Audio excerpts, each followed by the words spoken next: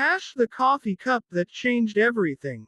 The morning rain drummed softly against the windows of Miller's diner, creating gentle rivers that traced lazy paths down the glass.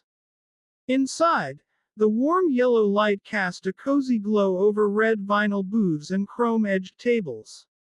The familiar sounds of the breakfast rush filled the air, the gentle sizzle of bacon on the grill, the soft clink of coffee cups meeting saucers, and the quiet murmur of early morning conversations. Sarah Mitchell wiped her hands on her apron and glanced at the clock above the counter. 7:30 in the morning, and already her feet were beginning to ache. She had been working at Miller's for 3 years now, ever since her husband passed away, leaving her with mounting medical bills and a mortgage she struggled to pay each month. But Sarah never complained. She found joy in the simple things: a customer's smile, a kind word, or the satisfaction of serving a perfectly prepared meal. At table 7, near the large windows that faced Main Street, sat an elderly man with silver gray hair and kind, weathered eyes. His name was Harold, though Sarah didn't know that yet. He came in every Tuesday morning at exactly the same time, always ordering the same thing: black coffee, wheat toast, and 2 scrambled eggs. His clothes were worn but clean, his shoes scuffed with age. He spoke softly, always said please and thank you, and left exact change on the table when he finished. This particular Tuesday felt different somehow.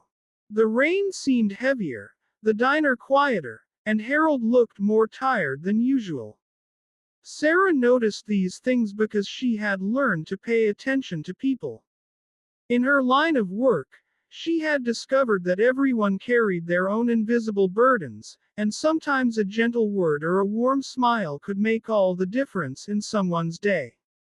As Harold finished his breakfast, Sarah approached his table with the coffee pot, ready to offer a refill before he left.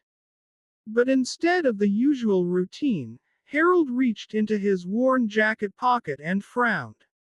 He checked his other pockets, then looked up at Sarah with embarrassment coloring his cheeks. "I'm so sorry, miss," he said quietly, his voice barely audible above the gentle din of the diner. "I seem to have forgotten my wallet at home. I don't know how this happened."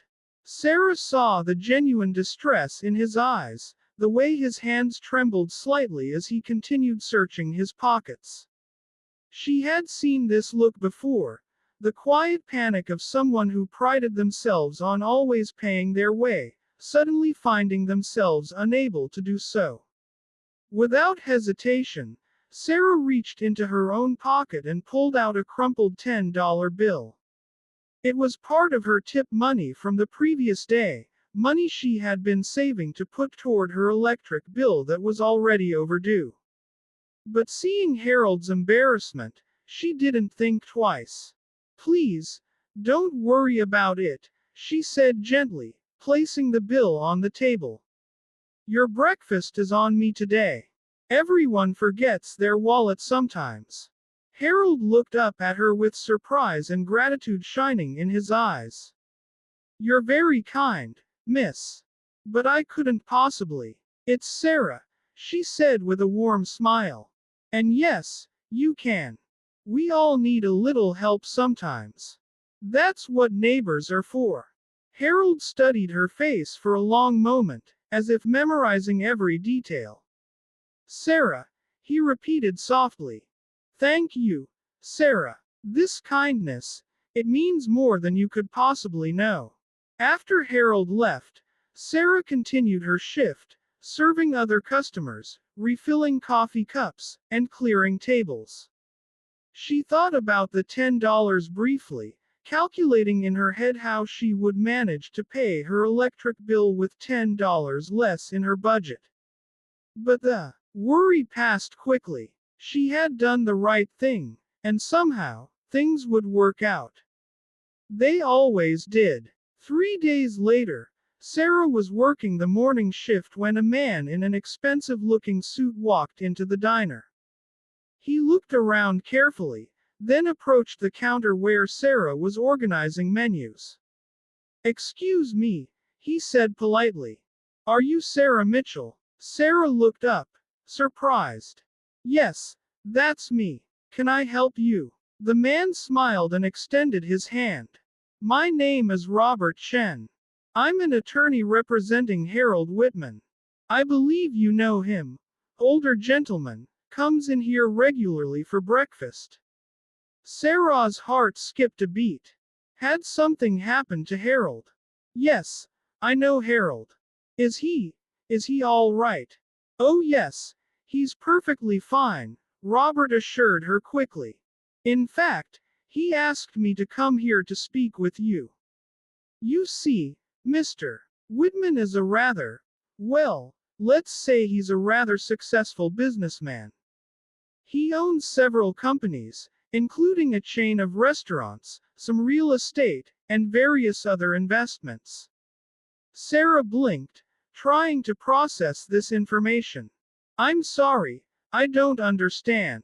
Harold, he seems so modest." Robert smiled. "Yes, he is. Mr. Whitman believes in living simply, despite his considerable wealth. He's worth approximately $200 million, Miss Mitchell." Sarah's knees felt weak. She reached for the counter to steady herself. "I still don't understand why you're telling me this." Robert reached into his briefcase and pulled out an envelope. "Mr. Whitman was deeply moved by your kindness last Tuesday. He told me that in all his years of business, dealing with people who wanted something from him, you were the first person to show him genuine kindness without knowing who he was or what he could do for you." He handed Sarah the envelope. With trembling fingers, she opened it. Inside was a check made out to her name. The amount made her gasp. $50,000. "Mr. Whitman has also instructed me to pay off your mortgage and all outstanding debts," Robert continued. "He's established a college fund for any children you might have, and he would like to offer you a position managing one of his restaurant chains, if you're interested." Sarah stared at the check, tears blurring her vision. I can't accept this. It was just coffee. It was just being human." "That's exactly why you can accept it," Robert said gently. "Mr. Whitman spends his time surrounded by people who see dollar signs when they look at him. You saw a person who needed help. That's rarer than you might think."